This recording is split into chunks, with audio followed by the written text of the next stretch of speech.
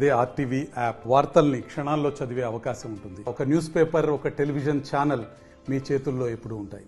ఇటీవల భార్యతో విభేదాలు వచ్చినటువంటి నేపథ్యంలో తన పాప కోసం డైవర్స్ ఇవ్వడానికి సంసిద్ధంగా లేననేటువంటి నేపథ్యంలో పలుమార్లు మహిళా పోలీస్ స్టేషన్కి వెళ్ళినటువంటి కడారి శ్రవణ్ తను సెల్ఫీ వీడియో తీసుకుంటూ సూసైడ్ అటెంప్ట్ చేశాడు. తర్వాత చికిత్స పొందుతూ ఆయన మృతి చెందినటువంటి ఘటన విషాదాన్ని నింపింది. ఈ క్రమంలో ఇది చిరికి గాలివానగా మారింది. దాదాపు 8 మంది పైన ఈ ఛార్జ్షీట్ నమోదు చేయడానికి సిద్ధంగా ఉన్నటువంటి పరిస్థితి. ఇప్పటికే women police station CI Srilatha పేరు సైతం ఎఫ్ఐఆర్లో నెంబర్ 7గా నమోదు చేయడం జరిగింది. వీరి మీద విచారణ జరపడానికి స్పెషల్ ఆఫీసర్గా, ఇన్వెస్టిగేటివ్ ఆఫీసర్గా హుజరాబాద్ ఏసీపీ మాధవిని అపాయింట్ చేస్తూ అధికారులు నిర్ణయం తీసుకున్నారు. అలాగే తన ఠాణా పరిధిలో ఉన్నటువంటి విభాగంలో మరి ఎస్సీ ఎస్టీకి సంబంధించినటువంటి అంశము, అలాగే ఇతర హరాస్మెంట్కి సంబంధించినటువంటి అంశం మీద విచారణ జరపడానికి 2 టౌన్ సిఐ సృజన్ని విచారణ అధికారిగా నియమించడం జరిగింది. మొత్తం మీద